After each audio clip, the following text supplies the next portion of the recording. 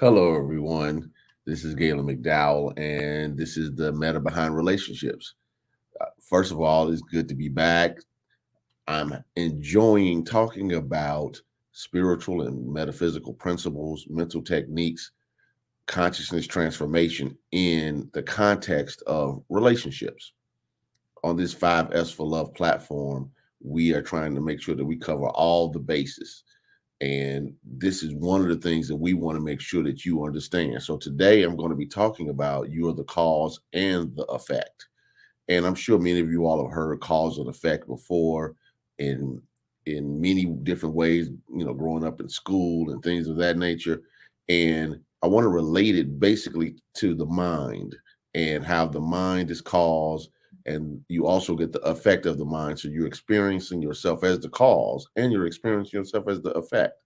So to help me with this conversation, I'm going to invite again the founder and CEO of the 5S for Love, Christine Burkett. Christine, are you there? Hey, Gaylon. Hey there. How you doing? I'm excited about today. I think, with all the things, and people don't know, Gaylon sends me a lot of links and things, and I read and I watch and I read and I watch. I read books. I picked up one of the books that you referred to me like 2 years ago, and I'm rereading it because cause and effect is so important about how your life plays out. So I just want to thank you. I'm really hoping that not only me, but the viewers get something out of this where they can kind of move forward and understand how they can really reshape their lives.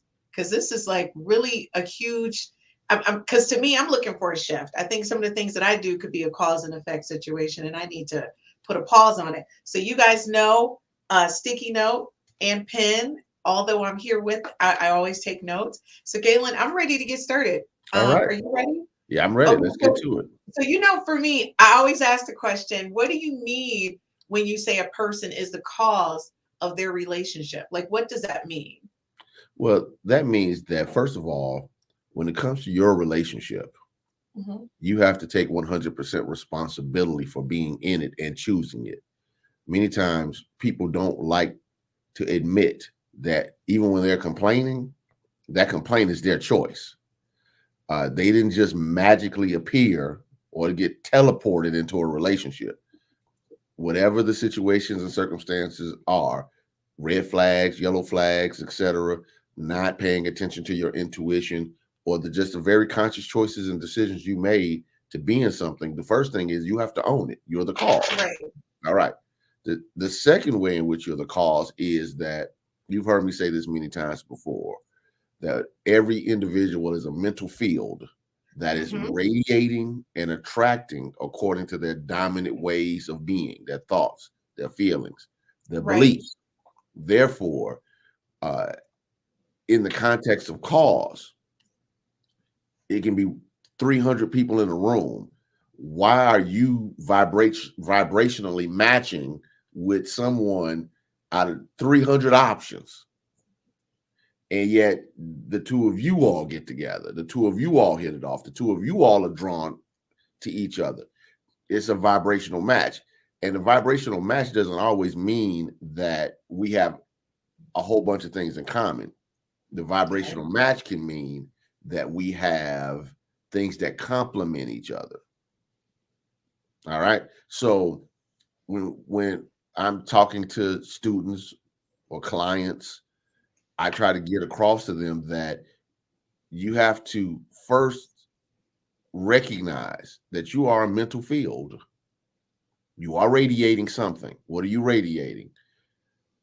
Dominant, many times unconscious thoughts, feelings, and beliefs Okay. that bring unto you the people, places, and circumstances that correspond and align with where you are in consciousness. The problem is most people don't know where they are in consciousness. So if I would like to give the listeners a term, and the term is psychogenesis. I didn't create it. It's created by an author named Jack Canfield, not Jack Canfield, excuse me, Jack Addington. Jack Canfield was a famous self-help speaker. Jack Addington was a science of mind minister. And Jack Canfield coined the term psychogenesis. And what it meant was everything begins in the mind. Now, my relationship began in my mind. My relationship lives in my mind. And how I interact in my relationship is dependent on what's in my mind. I am my own cause. Wow. Okay. So a couple things. So when you say vibrational energy, and that's one of the things I think I'm so big on, because what you said, I can be in a space, and like you said, there's so many people in that space, but I'm automatically drawn, to certain people, or certain people are drawn to me. So can you explain that a little bit more? Because I think people don't understand the correlation of that vibrational energy and cause and effect as it relates to what's in their mind. Because like you said, the relationship is where? In the Where does it mind. start? In your In the mind. mind. And there's Yes. a direct correlation. Yes. Yes. Okay, so So, can you explain the vibrational energy? well, yes. So when I say people are a mental field, it's to get them outside of the dynamic of what their five senses are telling them they are. When you Okay. look in the mirror, when you use your own five senses to detect your own physicality, you will even think at a physical level that you're just a solid being. So let's just start there, and then I'll get into your answer, because I think if I give context, it'll help people understand it better. And I'm in a teaching mood, so I'll break it down a little bit more. If you hold your hand out in front of you, you'll notice that it seems solid. Yeah. But to a physicist, it's not solid. Now you're a scientist. I know you went A to school chemist to in be a my first scientist. life. Yes. Your first life, you were a scientist. So I'm talking Yes. your talk now. And if I'm inaccurate, correct me. To a physicist, your hand isn't solid. No. It is at the molecular level, there's molecules bouncing around, vibrating at a particular level. Yeah.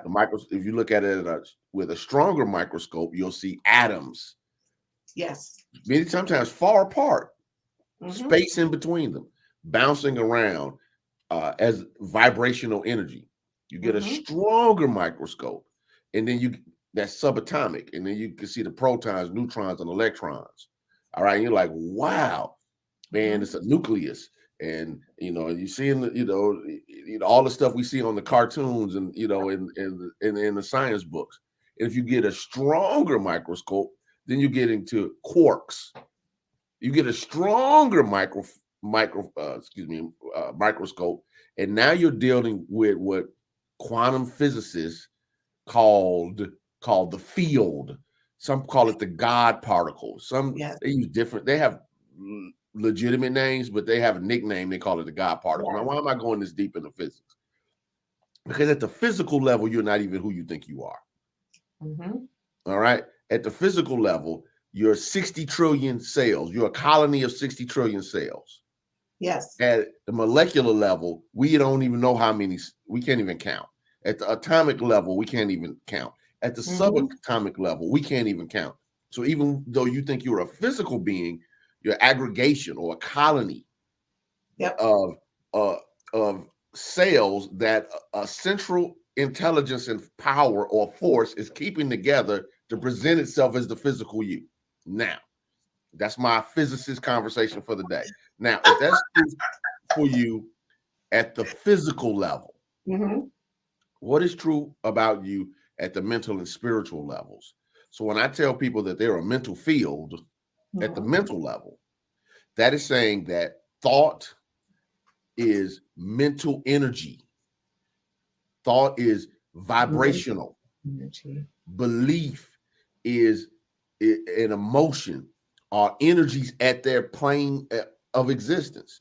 So energetically, we project like an aura going out from you, extending from you, just to give Right. people a visual to match up with that which corresponds to us, even if it's unconscious. Because many times we'll say it's one thing, which I'm going to talk about later, but we really want something else. So vibrationally, you go into a room, and what you don't know that's happening is your field is accepting and rejecting people, places, and things energetically. That's why you can walk into a place and the vibe is off, Yeah. and you're like, I need to leave here. This isn't my vibe. Now we say things like that without ever investigating. What does that mean? What does that mean? What does that mean? I walked into places and knew automatically I don't belong here, and I leave Right. because energetically it wasn't a match. Now here's Right. the thing. That person that you might not like anymore, that you used to date or used to be married to, at one point you were an energetic match. That's like an aha moment. Hmm? So either you've grown either to the right or the left, but regardless, you guys used to vibrate at the same frequency. To complement each other. That doesn't mean that you are always like a, people say like attracts like. Like attracts Right. like does not necessarily mean we like the same things. It just Right. means they complement each other. Okay, I like this. So that kind of leads into the next question I have for you because this is really interesting. What do you mean when you say a person wins the effect of their relationship? Um Wins. So if I'm the cause, Okay. then the cause is always linked to an effect. Okay. So the outcome is consistent with the cause. Therefore, I'm always winning the game of cause and effect because the effect is always consistent with the Cause and cause. effect is always what? The effect is always consistent with the The cause. effect is always consistent with the cause. So Yes. explain that, like, like in Christine terms, not in meta, but in Okay. Christine right All right. Christine terms. Watermelons don't look like watermelon seeds, but we're very clear that watermelons come from watermelon seeds. And the Yes, that's a effect does great not always point. have to outwardly look like the cause for it to be true. Okay, so that makes a lot of sense. So when you're looking at a relationship, it's kind of pinpointing you're looking at the effect, but what was the cause for that to occur? Right. Right. And so can you go, because I know you do a lot of relationship counseling where people are looking at this is the outcome, which is the effect, but they're never looking at the cause. And that Mhm. cause may not mimic what they're expecting to see. Right. Yeah. And Okay. then some people have delusional causes. And, and it's no other way for me to say that after years of counseling people, 2 decades worth, Great. I can say that with some level of confidence without feeling as though I'm insulting people when I say this. And for those who have listened, if you are part of one of the couples I counseled or a person, I'm not talking about you. Let's be clear. I've That's the talked to a lot of disclaimer. So people, there we so go. don't make that assumption because sometimes people he's talking about us or Oh no, talking you've about been me. counseling for over 30 years. Yeah, well, not Yeah. 30, but 20 plus. Yeah. Yeah. Long time. So when I start talking about effects, what I just try to do is do a few things. Effects are results. All right. And what I try to help people understand is this is the result you're getting based upon the thoughts, feelings, and beliefs you're holding. Now, for the health of your relationship or the health of you, of yourself to be able to go forward to have a healthy relationship if you're not in one right now. Well, these beliefs that show up as these outcomes can give you what you say you want. Because this these beliefs create actions, create behavior, create communication, whether energetically, physically, or audibly, that produce particular outcomes. And if you, if you're, I tell you, if you're talking to me about this, it's already something that's a concern for you. Exactly. All right. So let's investigate why you believe particular things. Because a person can look at an effect and think that they're right, even though they're not getting good results. Exactly. Because their evaluation is based upon being right instead of being effective. Instead of being effective. All right, so folks, when we get back, we're going to take a quick commercial break. When we get back, we're going to talk about relationship blind spots. I'm telling you, I need to know because my goal this year is to get a contract, and everybody knows that. Like everybody knows, because I'm putting it out there. I would like to be married, so I need to look at relationship blind spots. We'll be right back after this commercial break.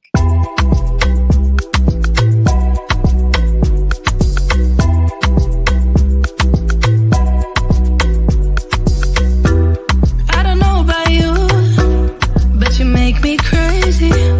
Never got your name, but you got me begging. All I know about you like to pick and choose. Make it all about you. Go take it all if you want. Taking the chance, stuck in my head, not gonna leave it at that. Taking the lead, feeling your heat. Just wanna give you my best. I don't even know your name, but you got me. 'Cause you're all the die. We don't know what happens next, but you got me, 'cause I'm next in line. You make it look so easy, making me feel so dreamy. Not the one who pays for drinks, but you got me, 'cause you're all that I. Got me locked in now. Go ahead and take a shot. Do you really want me? Maybe you're just... Welcome back to the Meta Behind Relationships. We're having a conversation about you're the cause and the effect. And Christine has a lot of questions for me, so I want to make sure we maximize this time and let Christine get to her questions. Okay, so I have to know about the blind spot. I think a lot of times, whether you're entering into a relationship or you've been in a relationship, sometimes you guys are overlooking that there's a blind spot. And I know for me, that may be a big issue. So if you can help define that and what things we need to do in order to avoid that. Sure. So many people have heard this before because it's been written in many books and taught by many teachers and philosophers through the years. This isn't original to Gaylon McDowell, but I just want to make sure that I bring this conversation to the table.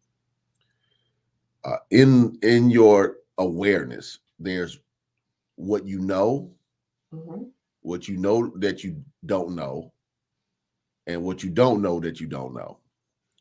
So let's deal with it. There's what I know. For instance, I'm going to use an example.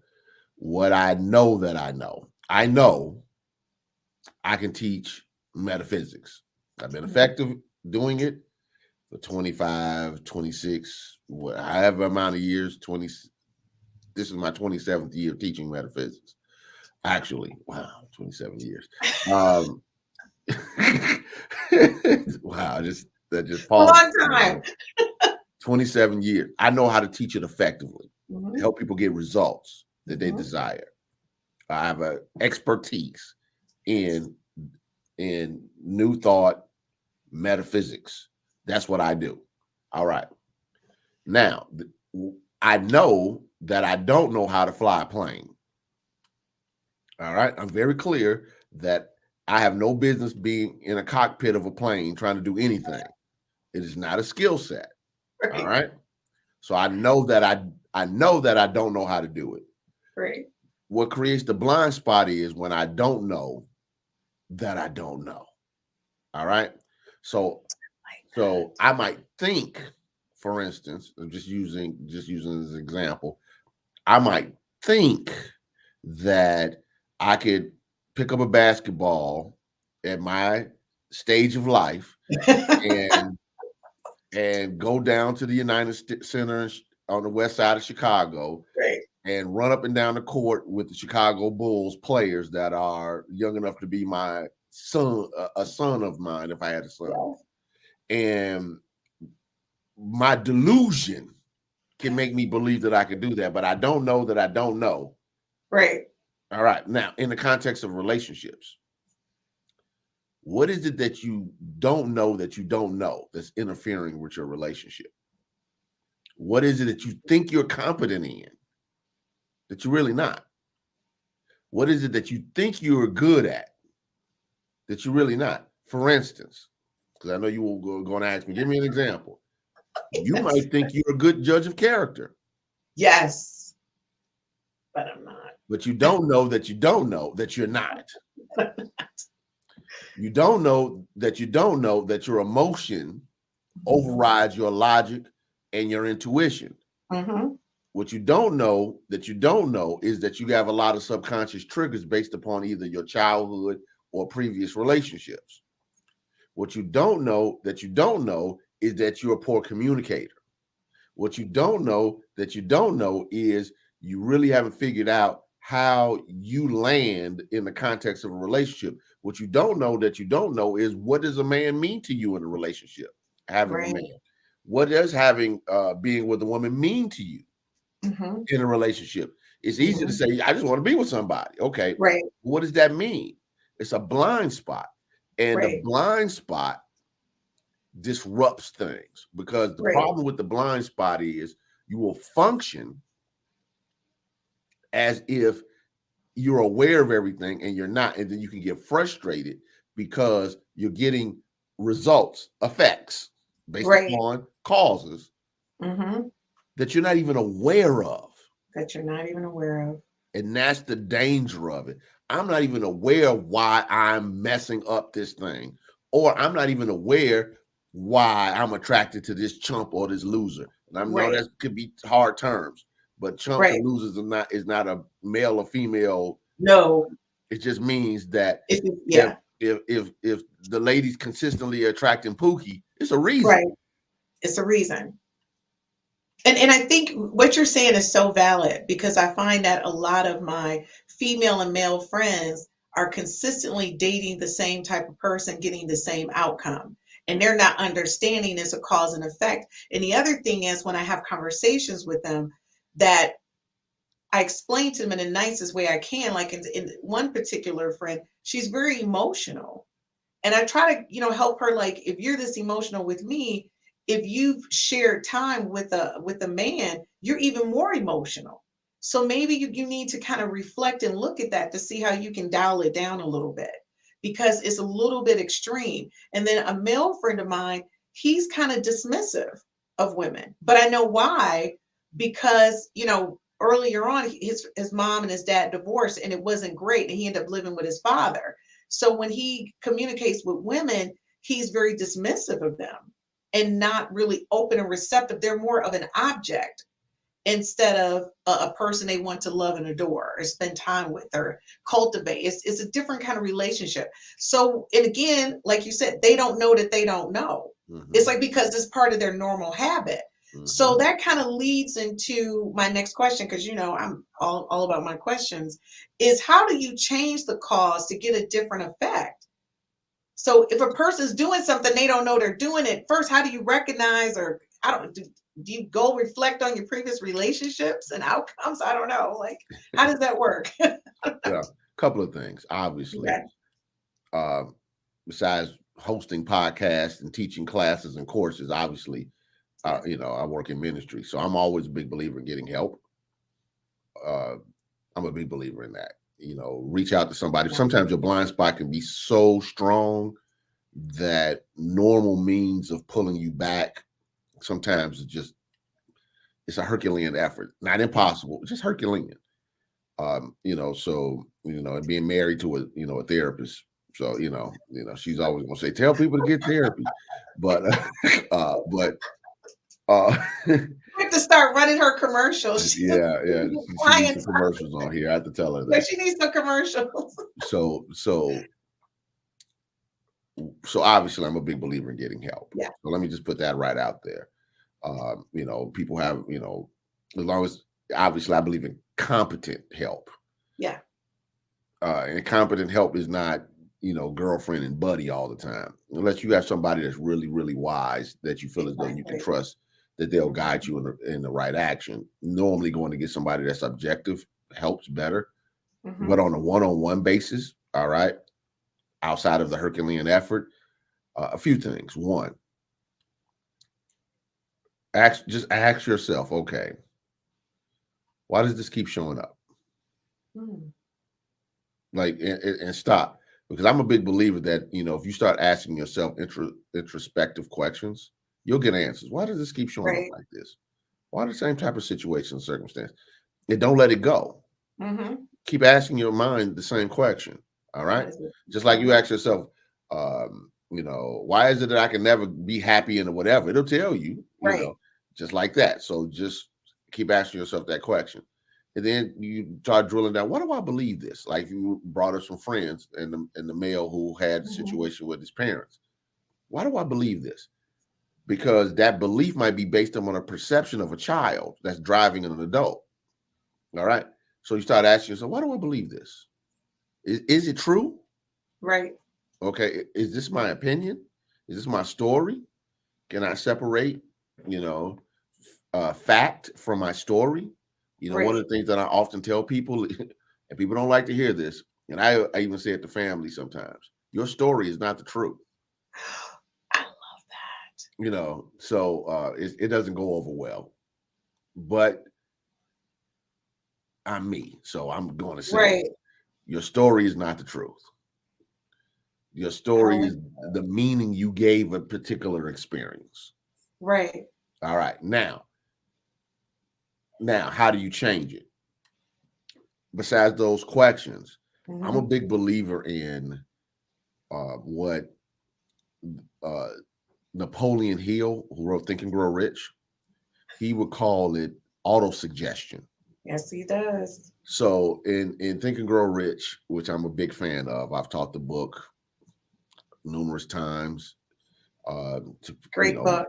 Live classes, even in church settings, because I love the book that much. It's a great book. And I'm a big fan of, just on a side note, I actually talked to, it just popped in my head. Last week, I actually talked to Dr. Dennis Kimbrough, who wrote the Black version of Really? I got caught up with him, Oh, also, I think just telling me as a fan, and I think everyone needs to read that book at the beginning of every year. Yeah, so that's one of my favorite books. Yeah, so he wrote the Think and Grow Rich, a Black choice. Yes. But going back to which is a masterpiece in yeah. He's rewriting it, by the way. Oh, is he? Yeah. Tell him his #1 fan. Shout out. I'll probably be following up with him soon, so I will let him. I would love for him to come on here with you, and I'll just produce. You guys can just talk. He doesn't talk about relationships, but we can figure out how to talk about money and relationships. No, because money and relationships is very valid. That's what the show is on Saturday. So yeah, I would love for him to come. But go ahead, because I know you're getting to your point. I need the point because I'm taking my notes. All right. So auto-suggestion. And what he talks about it is, you want to impress upon your subconscious mind the ideas that you desire to express. Okay. So what that means is you have to hammer it in. We have many times very crystallized, hard beliefs that don't go away easily. So showing up over and over again with those affirmations, with those declarations, with those proclamations, with those, what you're doing is you're reframing your mind. Yes. This is why, people teach things like visualization and mindfulness and things of that. These are all techniques to shift awareness. So what I would just say is, because I'm a big believer in immersion. Change up what you're reading, change up what you're listening to. Get a regimen, a system of this is what I'm going to do consistently around particular subjects of my life. Create the vision board, do the different things. What all of these things are methods. Listen to this podcast, obviously, are ways in which you are challenging the old beliefs. Because you're challenged when you change the belief, you're changing the cause. All right. That is the note right there. And I'm going to tell you guys, Gaylon, what he says, whether it's on air or offline, if we're just chatting, if it's sending stuff to me in social media or texting me things, one of the things that I shifted was listening to meditation at night when I go to sleep. So I'm playing that instead of what I normally was doing, which was watching Murder, She Wrote. Okay. And I would fall asleep to Murder, She Wrote. So now I fall asleep to my meditation, the guided meditation. But one of the things is that in Unity, we do our I am statements. And so the I am statements really help me zoom in on the things that I really want to focus on for this year, because I'm repetitively saying them. And it's like an affirmation because I'm reading them. I am. And it's saying that this is what you are. So then in my mind, I'm conditioning myself for a different outcome. Right. And I think that what people don't understand is when you say things that you're saying, it's not just one time. You've got to be consistently practicing this in order for it to be effective. Because to change your mindset is a big shift. It's not a little shift. And it's an ongoing shift. Like you said, what did you say? It's a big lift. It's a heavy lift. And people are not looking at that. So I think people need to understand when he asks you to do something. And by the way, we do have a Gaylon challenge at the end of today's episode that you guys are going to have to post all over social media, what he's asking you to do, and it'll be part of your homework. But the thing is, Gaylon, so can you explain how what you say and what you want, how that's totally different? Like, and I get that people say one thing and then they're doing something totally different than what they're saying, which lends to what you were saying about the affirmations and things that people need to do to see that change. Well, I think, human beings are complex. Okay. So let's just start there. We're complex. Okay. We're complex because many times we say we want a thing and we do the exact opposite, without getting, super religious. This is one of the things that the Apostle Paul was known for. He wrote, the things I don't want to do, I do. And the things I do want to do, those things I don't do. Now, there's many ways in which that's translated, but that's the gist of it. And it's to me, when I think about this, I often think about the human nature of saying I want a thing and doing the exact opposite, saying I want to be treated well, but I allow myself to be mistreated, saying that I'm a stand for honesty and integrity, but I allow people to manipulate and lie to me, even when I know that they're manipulators and liars. People who say that they want a particular type of experience, but they have different type of people around them. People that say they want peace, joy, and love, but they're always creating chaos in their space. So what we have to evaluate in the context of relationship is, I say that I want this particular type of relationship, and I'm not going to say what somebody says they want or don't want, as long as it's healthy and nonviolent and not disruptive. Whatever floats your boat. Right. Do you? But the question comes into play is when you say you want that, and you're willing to accept everything other than that. So then I go back to you're the cause and the effect. That relationship is an effect. What you're experiencing is an effect. What is the cause that makes you verbally say, this is what I say I want, but this is what you're willing to accept? What you're willing to accept. Is there a self-esteem issue? Is there a belief issue? Is there something? So it's something we can drill down on. And let's take a quick commercial, and when we come back, we can drill down on it a little bit. That sounds great, folks. We'll be right back at this quick commercial break. And be sure when you get back, have your sticky notes in your notepad. Get it, then I'm never going back. Get it, then I'm never going back. I get to it first, I got you mad. I guess that when I get to it last. Get it, then I'm never going back. Get it, then I'm never going back. Going up, going up, going up, going up, going up, going up. Get it, then I'm never going up, going up.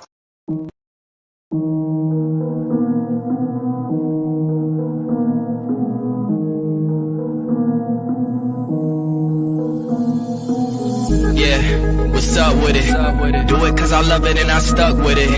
We ain't with the subbing in the cut with it. Please none of the talks, I heard enough of it. Like, what you gonna do? Where you at? Who you with? You ain't really about this, don't talk about it. Really on the move, on the map, never slip. Keep your hands to your lips, don't talk about it. Real eyes, real lies all the time. Stand on it, if we said it, we don't walk around it. Loose lips, ain't ships, red cup, blue strips, new phone, who this? No, we don't allow it. Really on go, I don't know what's an off day. Now we on road, came from smoking in the hallway. Now we got shows, boys feeling like Broadway. Always look both ways.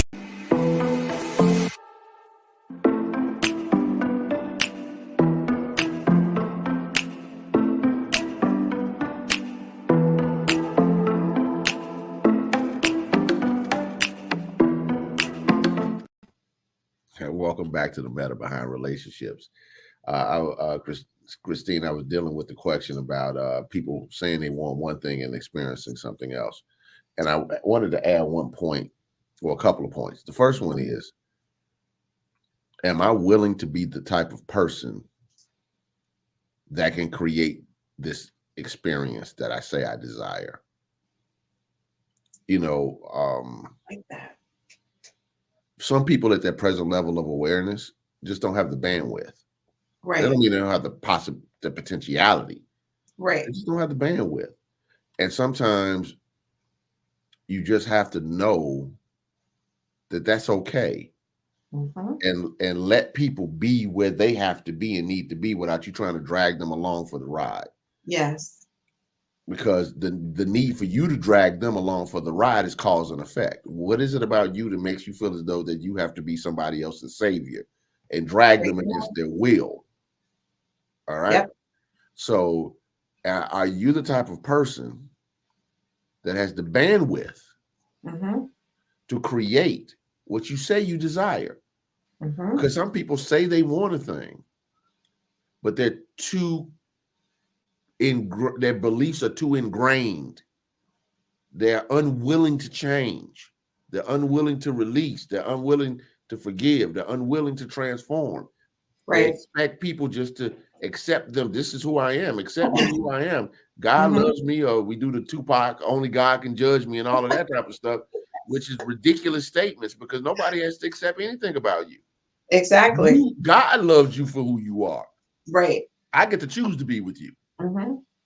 It's a choice. Right. Now, some people just don't have the bandwidth, and I think that that's one of the toughest spaces to be. We understand this sometimes with children. We're like, okay, this child, any sensible parent will see a child spill something. Instead of, I'm pulling this belt off and about to beat you with a chair, recognizes at that age, that child is still developing. It could be a conversation. Etc. We don't realize this is the same thing with adults. Just because a person looks good to you, smells good to you, feels good to you, does not mean that they have the mental and emotional bandwidth to be a healthy partner. And if you choose to drive through all the red lights, all right, to be with a person, then that tells you that what you want matters to you more than what's right for you. Wow. You know what you just said, I don't even people understand how big it is. If you choose to continue just to drive through all the red lights, when you know for sure this is not where you should be, the outcome, don't be surprised. It's like it's not a surprise. You've driven through the red lights. And I'm going to say, for me, that has been an issue in the past where I'm basically saying, oh, I get the feeling, no, this is probably not the best situation for me, but I do that, but maybe over time, no, it only just it manifests over time. It grows. Whatever it is not working. It doesn't get better. And you Yeah. need to understand that. So you just need to kind of stop. And a lot of times, it's worth the discussion. I'm not going to say it's not worth the discussion, but have the discussion, but understand this. At 50, at 51, and I'll be 52 this year, which is blowing my mind. I feel like I'm aging very quickly, but I feel like a minute ago I was 30, that the person I am today is who I am. But for me to change or shift into what he thinks I could be is going to be a hard shift for me at this point because I'm just Christine, right?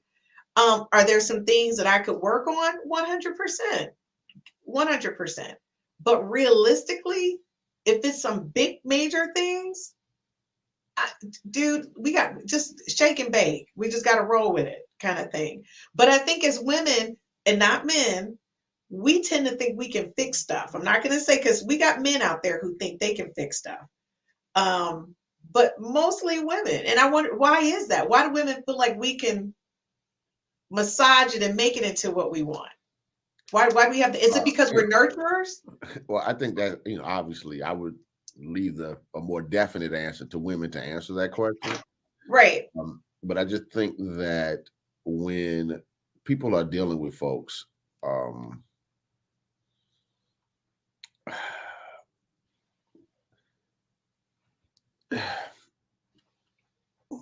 trying to figure out a cycle down way to say what I'm about to say, because obviously these podcasts go everywhere and it's easy to be misunderstood and misinterpreted. Right.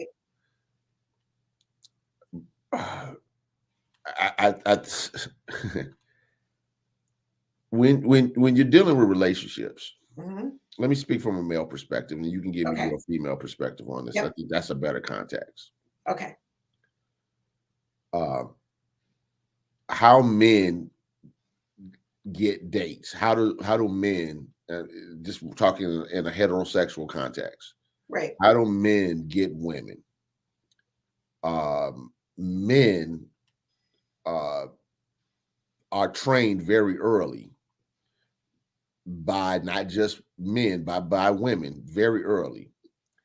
How you're perceived by your peers, your success, whether that's athletics, money, career. I'm gonna use a term that's peacocking, meaning how do I make myself stand out? Yes. Okay, peacock. It's the male peacocks that have the colorful feathers, not the female. Yes. It's how they attract women. Female peacocks, rather. Excuse me. Mm-hmm. We're taught those things very early. All right. So to get the woman or the type of women you desire, what makes you stand out? The majority of men don't date. The majority of, if you look at the statistics, you've done, think about the last 3 years you've done just on dating research. Yeah. It's women that have, people talking about the women having out of wedlock children. Yes. It's by the same guys. The same guy got 5 baby mamas. Exactly. But that's also 5 guys who are not dating at all. Exactly. Okay. So because it's a confidence, there's a perception that you have to present yourself in a particular way to be considered a potential partner. All right. Now, how do you feel as though women have been trained to get men? Oh, women have been trained the total opposite. I mean, we have that peacock syndrome, but that's not what's really cultivated. What's cultivated is that you're a homemaker. Well, let me say it's a transition. So I think initially that legacy, that concept is still in men's mind that women are homemakers and, we cook, we clean, we're your support. But over the years, after the women's live moment, we've transitioned to we've got to go out, make that money, go get those degrees. We're moving and shaking. So it's like now it's like a menagerie of old school with new school thinking. And it's now we've bundled it into women empowerment, which I think that could be communicated in so many different ways. So for me, and I can only use myself as an example, I'm very old school. Although people see me as new school kind of thing, when I come home, my job is to be the mother, to be the wife, to be the nurturer. I believe in keeping a nice, clean home. I'm not big on the cooking, but I'll support my husband who cooks and I'll do the prep work. But my thing is, I'm not good in that area, but every other area. I'm very particular about making sure that my husband or my son or my children have everything that they need, right? But at the same time, when I walk out that door, I'm a CEO and I'm about my business. So I think, for us, women think that degrees and money is what's making us attractive because we're looking at what we're attracted to in men. Men don't look at that. Men are looking at us physically still as, is she physically appealing? Can she cook? Can she clean? Does she present well? And I'm saying to us, it's like a conflict a little bit. And then also bundled in that is your sensuality and your sexuality. So women really get kind of twisted because now a lot of women feel like, well, I'm making money. I've got multiple degrees. I present well. I look good. Why don't I have a man? What's missing? Right. So what I'm saying is, based upon what you're saying, is that women are not using the same leverage points to get into a relationship. It's still appearance. Yep. It's still feminine wiles. I'm gonna use that as an overall term of what you explained. It's still is this somebody I can have on my arm? Sensuality, sexuality. Yeah. It's various things. I'm not saying that the other things don't matter. Let me be clear. The reason why I'm saying that is this. If potentially ladies, maybe not all, but some, maybe many, maybe the majority have been taught that they use sensuality to manipulate a man's behavior, then it's easy to believe that you can change someone. Exactly. Whereas men leverage power, money, I'm using the term fame, even if a person's not famous, but in your own small pond, you can be a big fish. Yeah. You can use those different things for leverage. What makes him stand out? So a guy's not looking at the lady saying, "Let me change her. I can do something with this." Well, I've heard women say they do say that. I can do something with him. I can do something with that. Men aren't thinking I can do something with that. Men are thinking I want that. Exactly. Totally two different things. Okay. So it's easy to get caught into manipulate. And then if you're a younger girl and you're hearing older women in your family talk about how they know how to use their voice tone, their touch, their whatever to get the guy to get with what they want, then it's learned. Now, I'm not making a judgment on any of it. No. What I'm trying to say as a metaphysical teacher is that everything has a cause and an effect, and the cause and effect are linked. And if you think you use those ways to manipulate, and I'm not using manipulate always in a bad way, because sometimes it's just guiding people the way to hopefully to a good space. Let me use a different word: influence. To manipulate lands differently. Yes. To influence the relationship, you're going to bump into somebody whose influence is stronger than you, or they have something that you don't have that makes you reevaluate and change how you move because you want to be connected to them. This is why, women pursue athletes so strongly.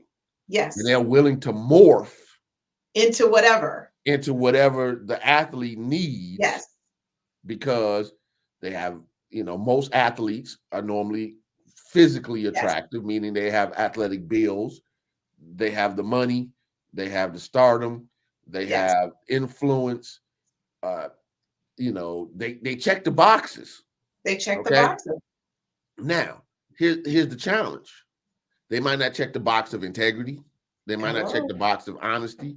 They might not check the box of loyalty. They might not check Right. the box of many things that a person says they want. But when the chips are on the table, Yep. it's a different conversation. It's a whole different conversation. And folks, when we get back, we're going to talk about how someone can teach you something about yourself. And that's something you can't overlook, because people show up different in your life, which brings out something different in you. We'll be right back after these commercial breaks.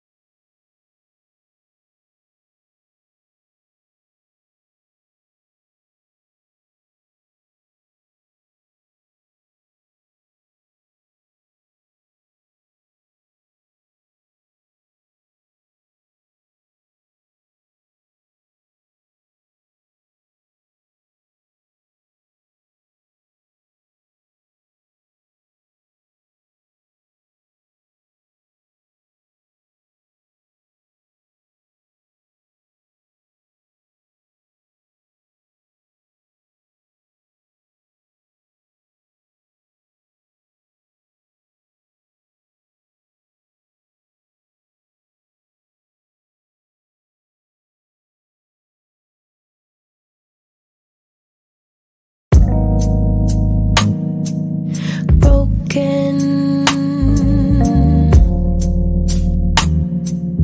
future, all the plans you made in your heart grew just to die.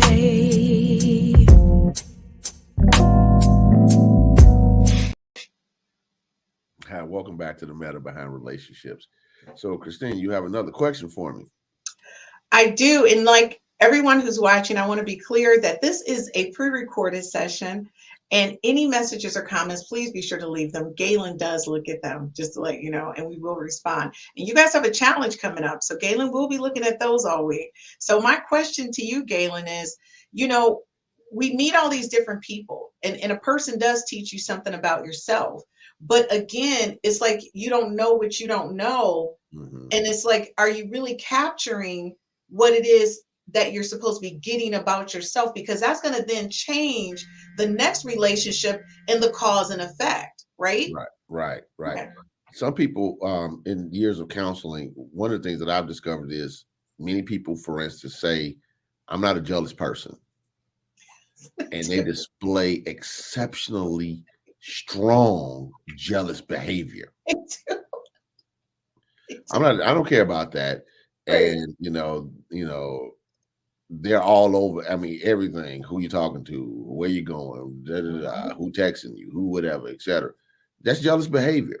It is. But because people want to have a belief that my self-esteem can handle whatever comes down the pike, they don't want to be honest enough to know that they fear a sense of either loss or inadequacy. Right. Okay. And some people even have a fear of, I know I'm not doing what I'm supposed to be doing. I'm not willing to change, but I don't want the person to leave me. Mm-hmm. So when you're in a relationship, one of the things that a relationship does is because of its level of intimacy, is it helps you get a clearer picture about yourself. You might not think you're emotional until you get into that relationship. You might not think that you're unforgiving until you get into that relationship. You might think that you're not cold until you get into that relationship. You might think that you're a selfless person and get in a relationship and find out you're very selfish. Yes. It gives you an opportunity. Relationships give you an opportunity to learn from yourself. You learn from everybody.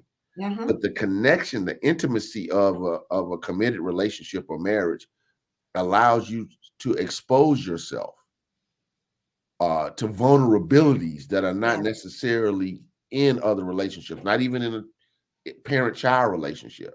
All right. Yes. Just,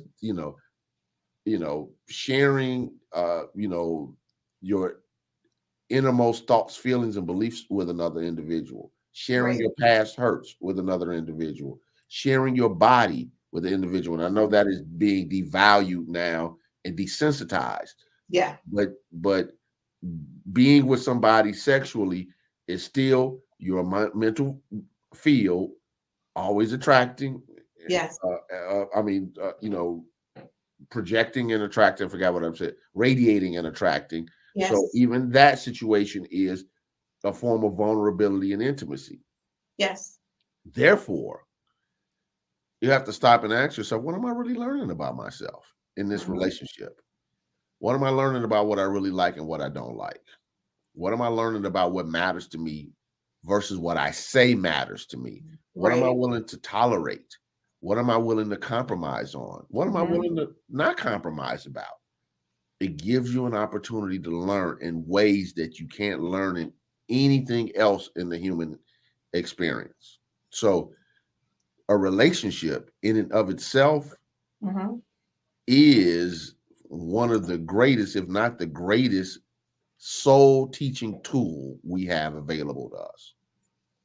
And I think people need to really take advantage of that. I think the way that I show up as my son's mom is different than the way I show up when I'm in a relationship. And I think people need to look at that. And one very important thing that you stated was you don't know who you really are until you experience that vulnerability with someone. So I say that because I say I'm not jealous, but the love that I have for my son, I would jump in front of a car to protect him. And I didn't know I had that in me until I had a child. There was nobody I was jumping in front of a car for, Mhm. right? Right. But with him, and my son is 6'4" and a linebacker, he should be jumping in front of a car for me, but I'm still mama.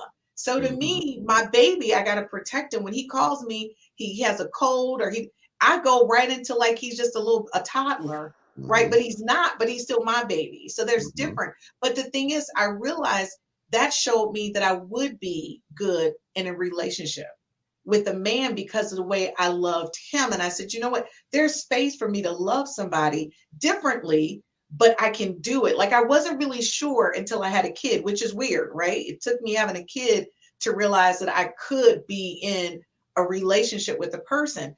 But I will say this, since I had my son, I'm looking for that on a mature relationship level that I feel that I would be jealous if someone spoke to this man that I'm in love with. But see, I haven't felt that. So to me, I keep saying I'm not a jealous person, but again, I haven't experienced that same type of energy frequency with a man. You get what Yeah. I'm saying? So I Yeah. can't say that. Well, I would just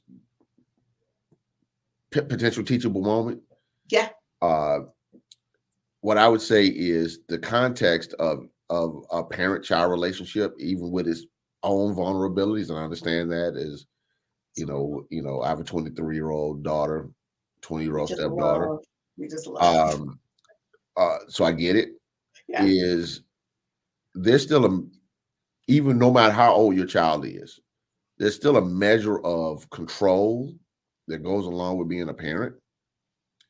And even if they don't live with you, you don't pay their bills and whatever, Yeah. it's still a measure of I'm mama or I'm daddy. Yes. When we take that same type of emotional energy and we transition it into a potential partner, uh, the same level of vulnerability isn't there.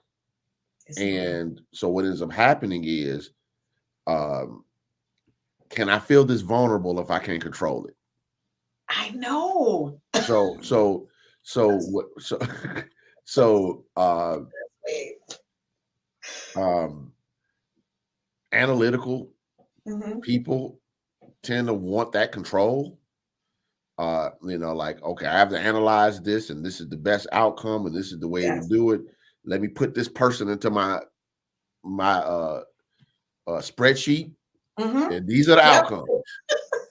And then we discover that life isn't It's not. simple like that. It's Okay, not. and it creates frustration because Yes. it's easy just to say, if this person could just get on my game plan, go along with everything, will be fine. But they weren't put here to be in your game plan. They were put here to discover their game plan and discover how they can match and create new game plans with potential partners. Correct. And so what I will say is this, and I think, obviously I see this more in the Black community because I'm a member of the community, right. African American community, is a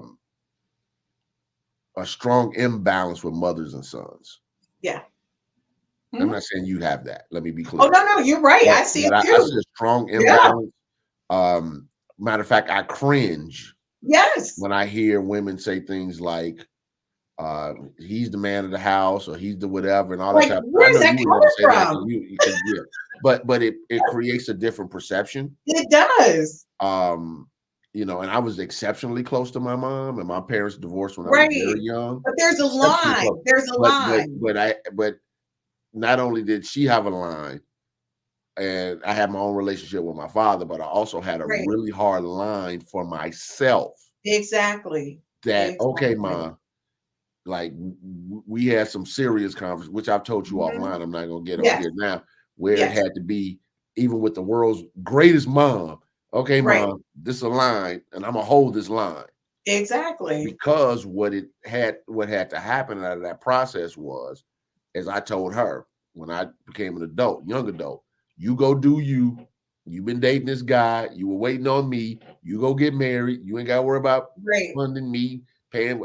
I never took a dime from my mom. I turned like 18 because for me, it was important to be a man. Right. And for her to pursue her own happiness. Exactly. And without the consideration of how do I navigate this son? Exactly. Now, some people would say, well, that's a mature decision for an 18, 19-year-old. Yes, it was. But at the same time, that was how I was raised to be responsible. You were cultivated in that culture. In a culture that allowed me to be able to make decisions that some other people didn't make. So what I will say is this. Ladies, of course, love your sons. Yep. And don't substitute parenthood for what your soul needs at an intimate level. Oh, thank you for saying that. I say that so many times because I do have a really good relationship with my son, but at the same time, he knows I'm the mama. There's no equals. You're not the man of the house. You never were. You're my child. I love you. You can talk to me about anything. But he did exactly what you did. When he went off and he says, Mom, I'm going to college, he was like, I got me. I'm a man. If I don't have it, I'll call you, but it's got to be an emergency. I'm not going to call you and I love that about him, that he's so responsible and he's 20. And even now, he won't take any money from me, and I love that. But at the same time, I'm still mama bear. So I didn't see him wearing a coat and I went and bought him 2 coats. And he was just like, Mom, I got coats. It's just that I don't really need to wear them. And I was just like, but that's the thing we do to as parents. So I'm going to say, ladies, again, I raised my child as a single mom. I wasn't trying to play mom and dad. I just tried to play the best parent I could. And that my son understood that there was a line, and he still understands that. So you got to understand, if he's the man of the house, when you meet a man, how can that man then become man of the house if you already got one? And you've conditioned him to think that he has a voice in that space. So you got to understand how to divide that. And that's what Gaylon is trying to say. It's a different kind of love. It's a different kind of relationship. And it should be. So guys, before we go to commercial break and he gives us our homework, I want to share with you guys what Gaylon wants you to do is Gaylon's Cause and Effect Challenge. Post your outcomes or comments on the 5S to Love social media sites. We are on Facebook, Instagram, Twitter, LinkedIn, and TikTok. We come back, he's going to give you your homework, and that's going to be Gaylon's Cause and Effect Challenge. He's going to ask you to do something for an entire week, and he wants you to post it because he wants to hear from you. So guys, we'll be right back after this commercial break, and Gaylon's going to give you your homework so you know what to do. Get your notepads out. This is serious business.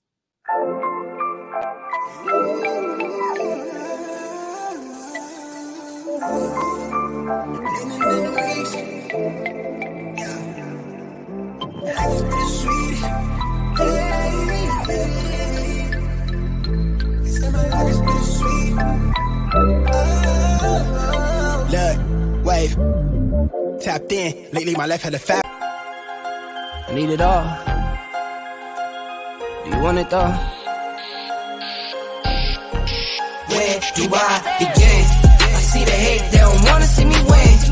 Bank deposits, I got more coming in. Top down, throw the money in the wind. I don't want it all. Heard the scammer had to switch up the accounts. Moving paper, gotta call it my account. It's all in, I can have it coming out. Been through the struggle, I can see another drought. Yeah, it's not a purse, it's a merge. 6 figures, what's a gold? Now it's 9, no, I heard, put it work. Used to pull up, not swerve, no time for the snakes, trying to put them in the dirt, that's word. I gotta get it, it's in my DNA. You only see the highlights, don't know what it takes. Last year stressing, got no sleep. Now I'm right between the courts, out of no sleep. I see the hate, they don't wanna see me win. Bank deposits, I got more coming in. Top down, throw the money in the wind. I don't want it all. Heard the scammer had to switch up the accounts. Moving paper, gotta call it my account. It's all in, I can have it. All right. So I have just a quick exercise for you all. A couple of weeks ago, I posted a webinar or a seminar, online seminar for called Visualize for Success on YouTube. Visualize for Success. And what I did was I went through the mental techniques of how do you visualize, how to use your power of imagination to manifest desires. And I also talked about how to create vision boards, or an alternative to a vision board, which is a treasure map, which is it's more of a spiritualized version of a vision board. And I also talked about the visioning process. How do you call forth that higher inspiration? How do you get connected to your intuition? How do you get your spiritual guidance? We put all of this in about an hour and 25 minutes. It's a lot of information, but in the context of the relationships, I want you to watch the video a few times.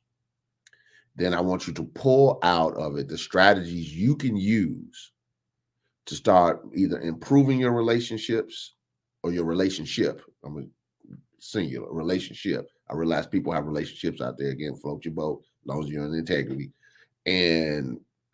or to seek to get the relationship you desire, because you might need to visualize or vision board or make a treasure map for what it is that you desire. I want you to then put those on the different networks, the Instagram, the YouTube page, all of these different ways in which 5S for Love shows up.